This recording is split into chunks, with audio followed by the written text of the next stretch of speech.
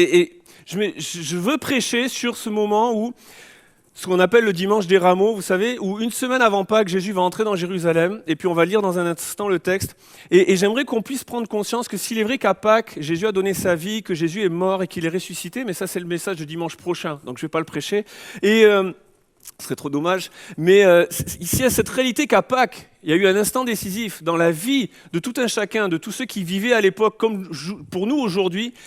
Le déclenchement des événements a pris place une semaine avant. Lorsque Jésus arrive à Jérusalem, dans les évangiles, Jésus a passé plusieurs Pâques avec ses disciples à Jérusalem, on en voit plusieurs. Et là, la dernière qu'il va vivre avec eux, il y a une semaine avant Pâques, cette entrée dans Jérusalem et ce déclenchement d'événements qui sont importants, qui sont cruciaux, qui sont tous aussi importants les uns que les autres. Lorsque Jésus va parler de la fin des temps et de l'avènement du Fils de l'homme, de son retour pour venir chercher son Église, lorsqu'il va parler du Saint-Esprit, de ce consolateur qui viendra après lui, qu'il était avantageux que lui s'en aille pour que le Saint-Esprit puisse nous être communiqué, nous être envoyé. Il va parler c'est là qu'il va mettre le comble, nous dit l'apôtre Jean, à son amour pour ses disciples lorsqu'il va leur laver les pieds. Et en fait, Jean retrace ça. Relisez chez vous Jean chapitre 12. Et puis moi, je vous encourage vraiment à le faire toute cette semaine, chaque jour. Prenez un chapitre. Jean 12, c'est ce qu'on va voir aujourd'hui. Et puis après, les enseignements de Jésus avec ses disciples, quand il parle du Saint-Esprit, quand il met le comble de son amour pour eux, la prière qu'il va faire dans le jardin de Gethsémanée, toutes ces choses qui vont prendre place jour après jour pendant cette semaine avant la Pâque. Jean 13, Jean 14, Jean 15, Jean 16, Jean 17. Et puis après, vous arriverez sur Pâques. Mais tous ces textes qui prennent place et tous ces moments qui vont être cruciaux avant la Pâque, l'institution de la scène et toutes ces choses-là. Et en fait, c'était un moment qui était important. Et puis aujourd'hui, on va être dans Jean 12 avec cette pensée, et c'est le titre de mon message, c'est l'heure. Il y a quelque chose. En fait, quand Jésus entre dans Jérusalem, et puis on va le voir ensemble, il va le dire, l'heure est venue. Et l'heure, là, c'est là que ça commence et que prend place la Pâque. La Pâque, et au moment où il meurt sur la croix, a été l'aboutissement de tout ce qu'il a mis en place pendant une semaine. Tous les enseignements qu'il a mis en place, tout ce qu'il a fait avec ses disciples. Et là, il y a un déclenchement d'événements. Et j'aimerais le dire aujourd'hui, il y a quelque chose qui doit prendre place dans nos vies, qui va nous conduire jusqu'à la Pâque, mais pas que, et tous les jours qui vont suivre. Il y a quelque chose que Jésus désire faire. Et pour vous replonger dans le contexte, on va lire cette entrée de Jésus dans Jérusalem et voir trois choses qui doivent prendre place, trois éléments où on va dire c'est l'heure pour ma vie. Et juste pour qu'on comprenne pourquoi il se passe ce qui va se passer quand Jésus entre dans Jérusalem, c'est que quelques jours auparavant, Jésus va faire un miracle incroyable. Il va ressusciter son ami Lazare. On voit ça dans Jean 11. Et en fait, c'est quelques jours seulement avant la dernière Pâque. Quelques jours, quelques semaines, peu importe, mais quelques jours seulement avant la dernière Pâque. Avant cette entrée dans Jérusalem, dans un village qui est juste à côté, Jésus va ressusciter son ami Lazare.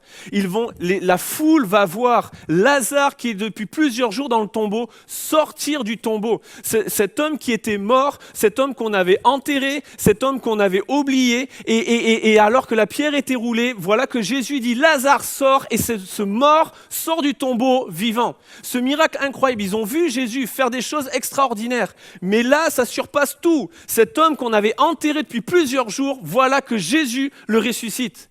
Et on arrive sur Pâques, et dans le contexte juif, Pâques c'est un moment important. C'est un moment qui est, aujourd'hui, Noël, toute la famille vient. Pâques, c'était la même chose à l'époque. Pourquoi ? Parce qu'on ne fêtait pas Noël à l'époque, on fêtait Pâques. Pâques, c'était quoi ? C'était la Pâque avec Moïse. Ce moment où, dans l'histoire du peuple juif, Dieu avait libéré son peuple de 430 ans d'esclavage en Égypte, où Dieu avait libéré le peuple de Pharaon, où Dieu l'avait libéré d'un esclavage et d'années de servitude pour entrer dans le pays promis. Et dans cette institution de la Pâque, le peuple juif se souvenait, année après année, de ce moment décisif dans la vie du peuple, de ce moment où Moïse avait été envoyé par Dieu pour libérer son peuple de l'Égypte. Essayez d'imaginer le cheminement de pensée dans la tête du peuple. Les gens se disent, Jésus ressuscite, il fait des miracles, il a des paroles incroyables, jamais on n'a parlé comme cet homme, mais en plus, il ressuscite les morts. Même la mort, il est plus fort que la mort, cet homme-là. Et ça arrive quelques jours où il commence à se souvenir, ah oui, cousin un tel va venir pour Pâques, et puis là il faut préparer Pâques, et c'est quoi Pâques? Eh bien, les enfants, Pâques c'est Moïse, et puis c'est la libération d'Égypte. Et si ce Jésus était finalement ce libérateur qu'on attend, celui qui va nous virer les Romains de là, alors que la famille arrive, ils voient l'oppresseur romain, ils se souviennent que Dieu les a libérés d'un autre oppresseur, et là ils voient un Jésus qui ressuscite les morts, et voilà que Jésus entre dans Jérusalem, et voilà ce qu'il est dit. Le lendemain, une foule nombreuse de gens venus à la fête, ayant entendu dire que Jésus se rendait à Jérusalem, prirent des branches de palmier et allèrent au-devant de lui en criant « Hosanna ! Béni soit celui qui vient au nom du Seigneur, le roi d'Israël !» Jésus trouva un ânon et s'assit dessus selon ce qui est écrit. Zacharie 9,9, « Ne crains point, fille de Sion, voici ton roi vient, assis sur le petit d'une ânesse. » Jésus arrive, sa réputation le précède, il vient de ressusciter son ami Lazare. Et là, dans le contexte de Pâques, on se souvient de la délivrance, le roi arrive, on le célèbre, et là, toute la foule vient. Et j'aimerais vous le dire, c'est l'heure de l'adoration. C'est l'heure de l'adoration pour ma propre vie. C'est l'heure de l'adoration à ce moment-là pour le peuple. Jésus qui fait son entrée sous les acclamations de la foule. Maintenant, j'aimerais parler de ça un moment ce matin, parce que pourquoi la foule va le louer? Pourquoi la foule va l'acclamer et l'adorer? Parce que Jésus vient de faire un miracle incroyable. Jésus vient de ressusciter son ami Lazare. Il y a toute cette effervescence qui prend place et la foule qui voit en lui le Messie, le libérateur, celui qui va enlever, qui va chasser l'oppresseur romain. Et il le voit monter en plus sur le petit d'une ânesse. Ça rappelle une autre prophétie. Voici ton roi, viens, ça y est, c'est sûr, il est là. Le libérateur arrive, il va virer les Romains et on va être libres, les amis. Tout comme avec Moïse, ils ont vécu leur Pâques, nous on va vivre la nôtre avec Jésus. Le roi vient, celui qui était promis, celui qui était annoncé, le voilà qui est là. Et en fait, c'est génial ce qu'ils ont fait, de louer Jésus, de l'acclamer et de l'adorer. Mais finalement, cette louange, ce qui est dommage, c'est qu'elle était superficielle. Alors que Jésus vient et il surfe sur le triomphe, comprenez pas de manière intentionnelle, mais alors que le triomphe le fait surfer et qu'il est là avec la résurrection, avec toutes les prophéties, avec l'émulation de la foule, voilà que les gens l'acclament et se prosternent devant lui. Et cette même foule, quelques jours plus tard, les longues vies au roi vont se transformer en fais-le mourir. Parce que il y a quelque chose qu'il nous faut saisir ce matin, c'est qu'il y a deux menteurs qui peuvent s'incruster dans nos vies et détourner notre adoration. Le triomphe et l'échec. La foule loue et acclame lorsqu'il y a le triomphe, et lorsque Jésus semble échouer, ne pas correspondre au plan, alors on le laisse tomber. Et en fait, dans nos vies, c'est la même chose. Dans notre vie d'adoration, triomphe et échec peuvent être deux mensonges qui nous détournent de notre cœur d'adorateur, qui nous détournent de celui que nous devons adorer. Le triomphe nous ment lorsqu'il nous fait croire qu'on est arrivé et que ça y est, tout est fini. Ça y est, tout est réglé, il n'y aura plus aucun problème dans ma vie. On croit que Jésus arrive, qu'il va triompher, alors là on triomphe. C'est un mensonge. L'échec est un mensonge lorsqu'il nous fait croire que nous sommes un échec et que ça y est, je laisse tomber, il n'arrivera plus rien dans ma vie. En fait, triomphe et échec sont juste des moments de notre vie. Et la louange, c'est la question qu'il est bon de se poser ce matin. Pourquoi je loue et j'adore Dieu? Pourquoi je loue Jésus? Pourquoi louons-nous Jésus? Pourquoi prenons-nous un temps ce matin? Ce n'est pas pour attendre les retardataires, ce n'est pas parce que ça fait bien de le faire dans un culte. Pourquoi je le loue dans ma vie de tous les jours? Pourquoi je loue et j'adore Jésus? Et en fait, la chose qu'il est bon de se souvenir, c'est que ma louange ne devrait pas exister seulement dans mes moments de triomphe. Et ma louange ne devrait pas s'arrêter dans les moments où je semble échouer. En fait, triomphe et échec sont juste des moments de ma vie.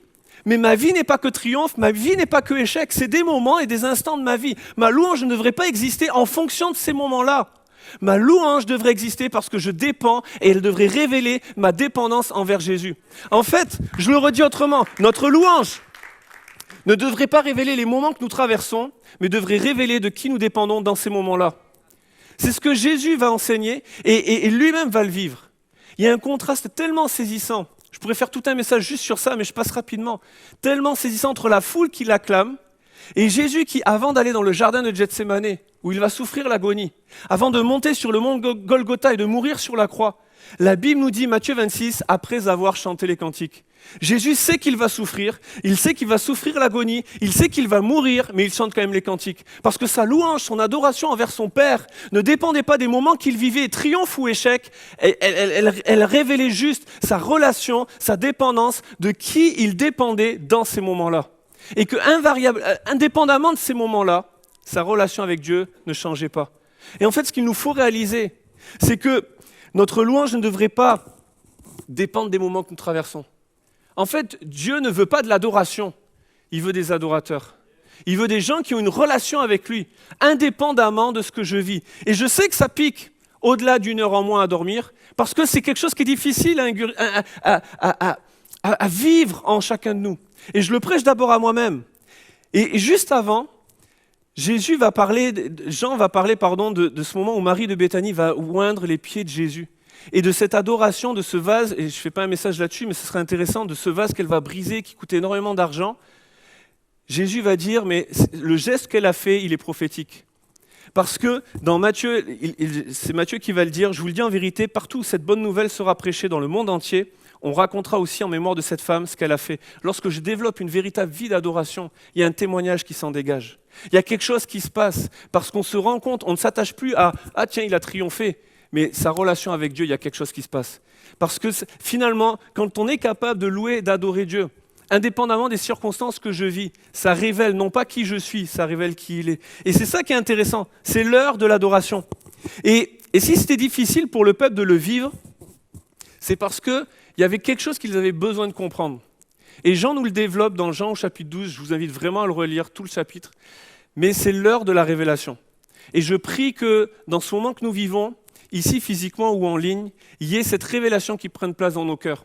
Parce qu'en fait, c'est ce qui a poussé le peuple à ne pas saisir cette puissance de l'adoration, c'est qu'il y avait une mauvaise compréhension, un manque de révélation de qui était vraiment Jésus. Jésus va leur dire au verset 23, « L'heure est venue ».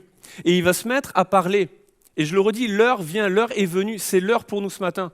De saisir Jésus dans nos vies, de l'inviter à entrer dans nos vies, mais tel qu'il est lui. Les gens attendaient un libérateur qui allait chasser Rome quand Jésus allait les libérer du péché et de la mort. Les gens attendaient un Jésus et un roi qui allait faire mourir les Romains, alors que Jésus voulait être ce roi qui allait mourir pour que nous ayons la vie. En fait, il y avait une révélation qui devait prendre place. Et lorsque Jean le développe, lorsque Jésus va commencer à dire « l'heure est venue », où le Fils de l'homme doit mourir. Les gens ne comprenaient pas parce que ça ne rentrait pas dans les codes qu'ils avaient. Et il y a eu cette incompréhension de la part du peuple. Les gens ne comprenaient pas le roi et le royaume de Dieu. Ils ne comprenaient pas cette réalité-là. Et il y a besoin de comprendre. On a tous des signes, des choses qui nous font comprendre que c'est l'heure dans nos vies.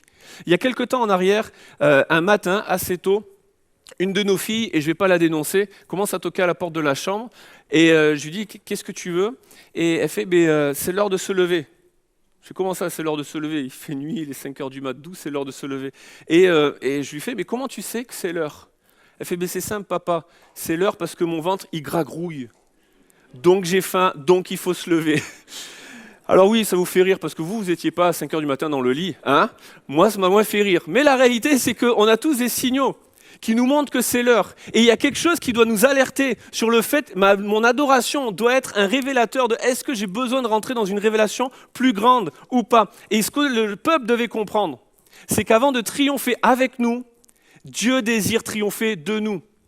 Avant de triompher avec nous, Jésus désire triompher de nous. Il y a une victoire qui doit prendre place. Oui, Jésus vient bien en roi. Et puis on l'a lu dans le texte, Zacharie 9,9 vient de s'accomplir. Le roi vient sur le dos d'une ânesse. Et Jésus le fait, et puis on y voit tout le côté, il ne vient pas sur un cheval pour annoncer la guerre, mais sur un ânon, et puis là c'est symbole d'humilité, symbole de paix. Et oui, le roi vient, mais pas le roi que le peuple attendait. Oui, le royaume vient, mais pas celui que le peuple attendait. Le peuple attendait un libérateur qui allait chasser Rome. Jésus vient chasser le péché et la mort. Le peuple attendait de Jésus qu'il fasse tout et rétablisse lui la justice, alors que Jésus désirait faire et établir son règne en nous pour qu'à travers nous, ses ambassadeurs, sa justice soit rendue et établie. En fait, ce qui a besoin de prendre place comme révélation, c'est que dans le royaume de Dieu, tout est chamboulé, tout est bousculé. La vie commence par la mort. Dans le royaume de Dieu, tous nos principes sont renversés. Avant de triompher avec nous, Jésus désire triompher de nous. C'est la même chose dans nos vies. On voudrait que Jésus triomphe avec nous de nos addictions, alors que Jésus voudrait déjà triompher de nous et de pourquoi on dépend de telles choses et quel manque et quel vide nous essayons de combler. Et alors qu'il triomphe de nous, il triomphe avec nous. Alors qu'il remplit le manque et le vide qu'il y a dans mon cœur que j'essaye de combler par des addictions, alors que lui le remplit, je suis libéré de mon addiction. Pourquoi ? Pas parce qu'il triomphe de mes addictions pour moi, mais parce qu'il triomphe de moi face à mes addictions. Vous m'avez suivi ? Parce que je ne vais pas la refaire. Et donc, on a besoin de comprendre que dans le royaume de Dieu, tout est bousculé. Tout est chamboulé, la vie commence par la mort. Jésus devait mourir pour que nous ayons la vie. Jésus devait subir l'injustice pour que nous soyons justifiés. C'est ce qu'il a expliqué, Jean 12. Relisez vraiment, parce que si je lis juste tout le texte, on y passe 3 heures. Si le grain de blé qui est tombé en terre ne meurt, il ne peut porter du fruit. Un principe tout simple. Mais si Jésus ne donnait pas sa vie et ne mourait pas pour nous, alors nous ne pouvions pas avoir la vie. Mais parce que lui est mort, nous avons la vie. Notre vie commence parce que lui est mort. Dans le royaume de Dieu, la notion d'héritage, elle est chamboulée. Dans le monde naturel, pour que je touche l'héritage, il faut que l'autre meure. Dans le monde spirituel, pour que je touche l'héritage, il faut que moi, je meure à moi-même. Et en fait, c'est la vie qui commence par la mort. En fait, toute victoire dans nos vies, le cheminement d'une vie de victoire, de progrès en progrès, commence par une défaite. Seigneur, je reconnais que je ne peux rien, que sans toi je ne peux pas, et que j'ai besoin de toi, et que j'ai désespérément besoin de toi. Et parce que je reconnais ma défaite sur ma propre vie, sur mes propres capacités à pouvoir être heureux, à pouvoir marcher libre de toutes les choses qui sont autour de moi, alors que je reconnais que je ne peux pas sans Jésus, je perds, c'est là que je gagne. La vie commence par la mort dans le royaume de Dieu. Et quand je commence à recevoir cette révélation, alors c'est l'heure de la restauration. L'heure de la restauration. Jésus va faire quelque chose qui est incroyable. Il va commencer, alors il a déjà commencé depuis un bout de temps, mais à ce moment-là, une semaine avant Pâques, il va commencer à mettre en place des éléments. Et Jésus va entrer dans Jérusalem et une des choses qu'il va faire, c'est qu'il va aller dans le temple. Et là, il va faire quelque chose qui peut paraître choquant. Il va commencer à renverser des tables, à chasser les vendeurs du temple. Alors nous, aujourd'hui, on se dirait, forcément, si ici c'était le marché, on renverserait tout ça, on serait gentil, on enlèverait tout ça tranquillement, de manière organisée, pour qu'on puisse s'asseoir et avoir le culte. Sauf qu'il ne s'agissait pas de ça à l'époque. Dans la fête de la Pâque, Jésus fait quelque chose qui est choquant pour tous ceux qui l'entourent. Mais il fait quelque chose d'important, c'est l'heure de la restauration, et il installe son royaume, parce que son royaume est un royaume de justice. Matthieu, au chapitre 21, nous le décrit vraiment bien, lorsqu'il parle de Jésus qui va entrer dans le temple, après être entré dans Jérusalem, et là il va chasser les vendeurs du temple. Et on a besoin de saisir ce qui se passe à ce moment-là. Jésus est en train de rétablir, de combattre et de libérer le peuple des injustices qui à ce moment-là prennent place et sévissent dans la vie du peuple. Lorsqu'il chasse les vendeurs du temple, on peut trouver ça choquant, mais encore plus quand on considère la loi en question. Et à l'époque, la fête de Pâques, il y a des gens, ils viennent de loin, je vous le disais tout à l'heure, comme à Noël, toute la famille vient de partout. Eh bien, à Pâques, à l'époque, les gens venaient de partout, ça venait de tout le pays, ça venait parfois de pays étrangers. Et puis là, les gens venaient, pourquoi ils venaient à Jérusalem, pourquoi ils venaient au temple? Pour offrir des sacrifices à Dieu, comme le demandait la loi. Et alors qu'ils venaient de loin, ils ne venaient pas avec les bêtes pour le sacrifice.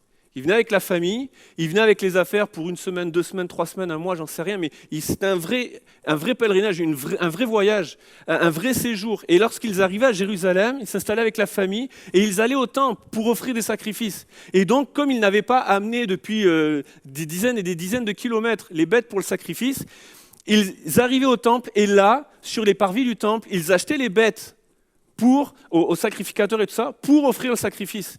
Et ce qui prenait place à ce moment-là, c'est que les sacrificateurs profitaient, que les gens qui venaient pour offrir des sacrifices, qui venaient de loin avec leur argent, leurs économies, pour être agréables à Dieu, pour pouvoir adorer l'Éternel, ces gens, ces religieux, ces sacrificateurs profitaient de la faiblesse des gens et du fait qu'ils n'avaient pas les bêtes pour appliquer des taux de change en leur faveur.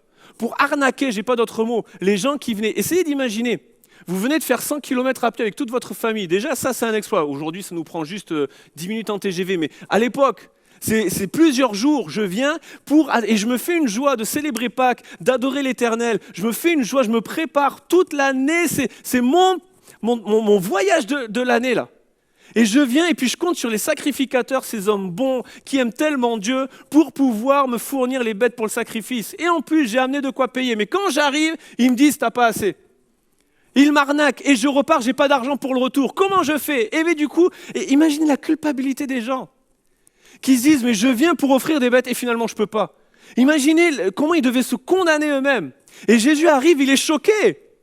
Il est choqué que la religion, ceux qui devaient donner accès à Dieu et à sa présence par des principes, bloquent l'accès. Parce que c'était la loi qui prévoyait ces choses. Deutéronome 14, versets 22 à 26, pour ceux qui prennent des notes, la loi prévoyait ces choses. Mais les pharisiens se saisissaient des principes pour condamner les gens. En fait, c'est tout le rapport et la différence qu'il y a entre le royaume et la religion. La religion s'attache aux principes, le royaume s'attache à la personne. Les principes forment un cadre, la présence de Dieu façonne le cœur.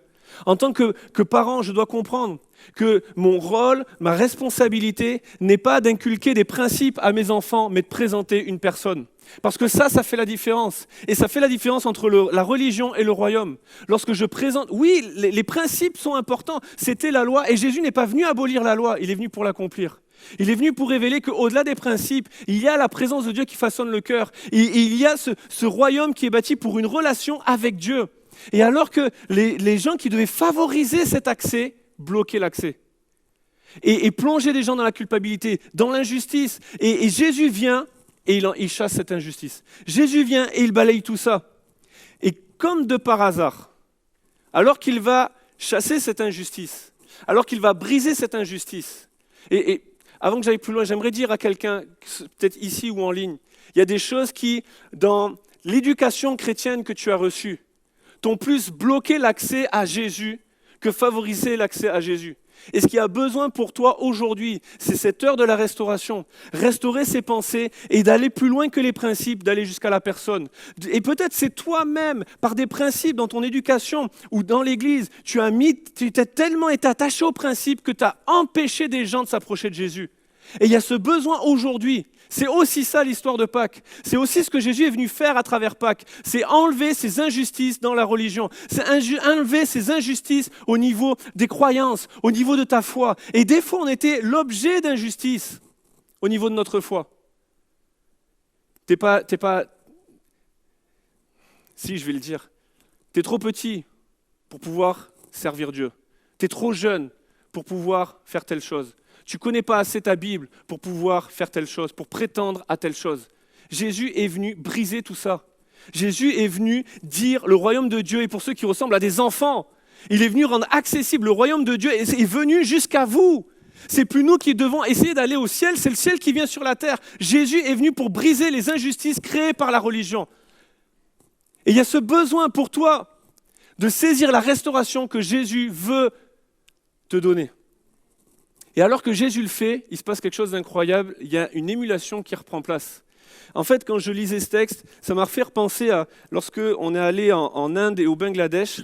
La première fois avec Laetitia, elle s'était fait des tresses au niveau des cheveux, et puis je sais pas, toutes les filles s'étaient donné le mot, mais Stéphanie aussi, elle avait des tresses, et puis il y avait Ruth aussi qui avait des tresses, et on arrive au Bangladesh, en Inde, et la réaction des enfants, c'était les mêmes. S'approcher de Laetitia, Stéphanie, puis Anne-Sophie l'année d'après, Ruth, et puis à chaque fois, c'était « Oh, wow, les cheveux, elles n'avaient jamais vu ça, oh, c'est magnifique » et tout. Et vous avez bien compris que pour moi, du coup, je n'avais pas les mêmes égards.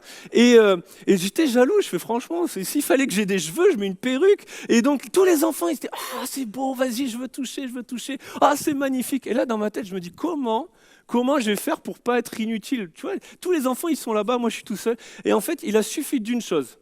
Non, mes cheveux n'ont pas poussé. Mais il a suffi d'une chose, une seule chose. J'ai sorti un ballon de foot d'un sac. Et là, il suffisait de peu pour que, pas que je récupère la gloire, mais pour que je sois utile dans ce voyage missionnaire. Ne me prêtez pas des mauvaises intentions. Et en fait, et d'ailleurs, vous avez eu la même réaction que les enfants à l'époque. Quand ils voyaient que les cheveux, et puis après ils me regardaient, il y a eu deux réactions. Il y avait ceux qui, dommage. Et puis il y a ceux qui, il a rien, il a pas de cheveux. Et en fait, vous avez vu les mêmes réactions. Ça, c'est international. Hein. Et en fait, tu sors juste un ballon, et là, attroupement, t'as plein d'enfants qui débarquent. Juste parce que tu sors un ballon. Tu fais rien d'exceptionnel. Tu sors un ballon et 200 enfants qui veulent jouer un match à 11 contre 11. Vas-y, régale-toi et débrouille-toi. Et en fait, Jésus, c'est ce qu'il fait. Il rétablit la justice. Il brise l'injustice religieuse. Et parce qu'il le fait, des gens qui n'avaient plus accès à la présence de Dieu, des boiteux et des aveugles, Imaginez si des gens qui avaient fait des kilomètres pour adorer Dieu, eux n'avaient pas accès, alors imaginez des boiteux et des aveugles, qui sûrement, s'ils sont boiteux et aveugles, c'est sûrement parce que Dieu les a punis. Et puis des enfants qui viennent, les boiteux et les aveugles s'approchent de Jésus, après qu'il ait chassé les vendeurs du temple. Les boiteux et les aveugles s'approchent de Jésus, et là, le miracle reprend place. Ils sont tous guéris. Extraordinaire. Et là, Jésus enlève les chasseurs du temple, et là, les enfants rappliquent et se mettent à le louer. Hosanna, béni soit celui qui vient au nom du Seigneur. J'aimerais vous dire, quand on enlève les injustices, quand on enlève les barrières, et c'est ce que Jésus est venu faire, qui nous empêche de nous approcher de Jésus, comme de par hasard, il y a le miracle qui reprend place, il y a l'accès à la présence de Dieu, ce qu'on mettait de côté, ce qu'on disait c'est pas pour maintenant, t'es trop jeune et c'est pas pour toi. Jésus dit ne les empêchez pas de venir. Qu'est-ce qui les empêche? L'injustice. Et on veut être une église, je prends juste cette parenthèse, on veut être une église qui veut comprendre que le royaume de Dieu c'est un royaume de justice. On veut être une église qui donne accès à tous. Nous ne faisons pas espoir pour être célèbres, nous ne faisons pas espoir pour dire il faut qu'on le fasse. C'est parce que c'est dans la pensée du royaume de Dieu de donner accès à tous ceux qui en ont besoin. Et espoir n'est pas juste une histoire de on donne à manger aux pauvres, c'est on donne l'espoir à des gens. Et c'est pas juste une affaire de nourriture ou de vêtements, c'est une affaire de dignité, c'est une affaire de restauration, c'est une affaire de justice. Le royaume de Dieu, c'est un royaume de justice. Cherchez premièrement le royaume de Dieu et sa justice, et toutes choses vous seront données par-dessus tout pour ma vie, mais aussi en tant qu'Église. Lorsque je cherche à rétablir la justice de Dieu, Dieu prend soin de mes finances, Dieu prend soin de mes besoins, Dieu prend soin de tout ce dont j'ai besoin. Cherche premièrement, et toutes choses seront données par-dessus tout. Et on veut être une Église. On veut être une église qui donne l'accès à tous. Nous ne faisons pas quartier libre pour être célèbre. Nous ne faisons pas Momentum Junior pour être célèbre. En ce moment, il y a une thématique qui est en train de finir, Détective Junior. Il y a tout un travail qui a pris place et qui est formidable avec Sarah et toute l'équipe de moniteurs, tous ceux qui travaillent fort pour les vidéos et tous ceux qui travaillent fort dimanche après dimanche pour donner un enseignement aux enfants, pour donner accès au royaume à des enfants, parce que nous n'enseignons pas des principes, nous enseignons des enfants et nous leur donnons accès à la présence de Jésus. C'est pour ça que dimanche après dimanche, on travaille fort pour que la louange soit de qualité et les amène non pas à faire chanter des enfants, mais les amène dans la présence de Dieu. Et lorsque nous prêchons la parole à des enfants. Nous ne sommes pas en train d'enseigner des leçons, nous ne sommes pas en train d'être des enseignants ou de faire une école, mais nous sommes en train de prêcher la parole de Dieu à des enfants. Nous voulons donner, Jésus l'a fait, et nous voulons être une église qui donne l'accès. Alors j'aimerais que tous ensemble, vous puissiez applaudir bien fort, tous ceux qui servent à Espoir, Quartier Libre, Momentum Junior.